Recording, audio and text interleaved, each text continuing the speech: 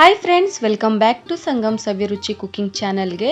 ಇವತ್ತಿನ ರೆಸಿಪಿಯಲ್ಲಿ ಗೋಧಿ ಹಿಟ್ಟಿನ ತಾಲಿಪಿಟ್ಟು ಮಾಡಿ ತೋರಿಸ್ತಾ ಇದ್ದೀನಿ. ವಿಡಿಯೋನ ಎಲ್ಲೂ ಸ್ಕಿಪ್ ಮಾಡದೆ ಕೊನೆವರೆಗೂ ನೋಡಿ ಸಪೋರ್ಟ್ ಮಾಡಿ.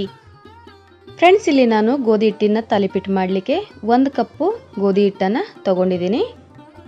1 ಕ್ಯಾರೆಟ್ನ ತುರಿದು ಹಾಕ್ಕೊಳ್ತಾ ಇದ್ದೀನಿ.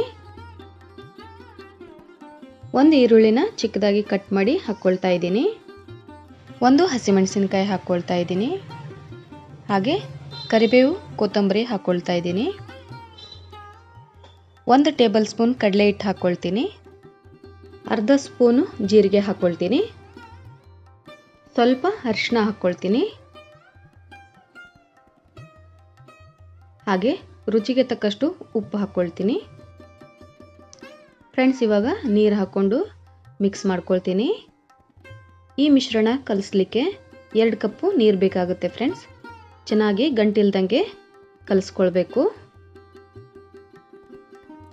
ನೋಡಿ, ಇವಾಗ 1 ಕಪ್ ಹಾಕಿದ್ದೀನಿ. ಇವಾಗ ಇನ್ನೊಂದು ಕಪ್ ನೀರು ಹಾಕ್ಕೊಳ್ತೀನಿ.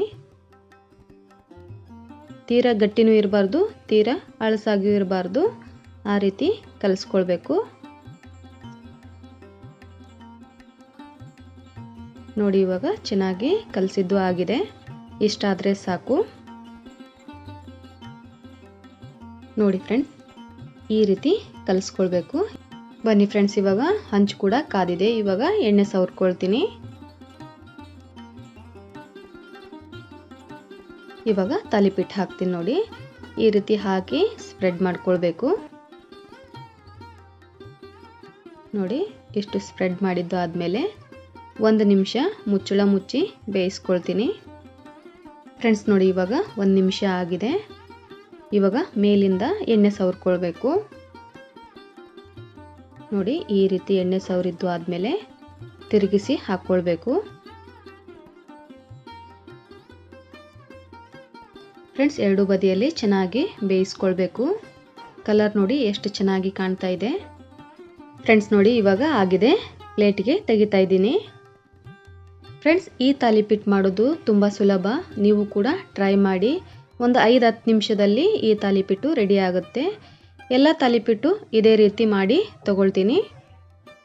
ಫ್ರೆಂಡ್ಸ್, ನೋಡಿದ್ರಲ್ಲ, ಇವತ್ತಿನ ರೆಸಿಪಿಯಲ್ಲಿ ಗೋಧಿ ಹಿಟ್ಟಿನ ತಾಲಿಪಿಟ್ಟು ಮಾಡಿ ತೋರಿಸಿದ್ದೀನಿ. ಈ ರೆಸಿಪಿ ನಿಮಗೆ ಇಷ್ಟ ಆಗಿದೆ ಅಂದ್ಕೊಳ್ತೀನಿ. ಇಷ್ಟ ಆದರೆ ಒಂದು ಲೈಕ್ ಮಾಡಿ. ಹಾಗೆ ನಿಮ್ಮ ಫ್ಯಾಮಿಲಿ ಫ್ರೆಂಡ್ಸ್ಗೆ ಶೇರ್ ಮಾಡಿ, ಸಪೋರ್ಟ್ ಮಾಡಿ. ನನ್ನ ಚಾನಲನ್ನು ಯಾರೆಲ್ಲ ಹೊಸದಾಗಿ ನೋಡ್ತಾ ಇದ್ದೀರಾ ಪ್ಲೀಸ್ ಸಬ್ಸ್ಕ್ರೈಬ್ ಮಾಡ್ಕೊಳ್ಳಿ.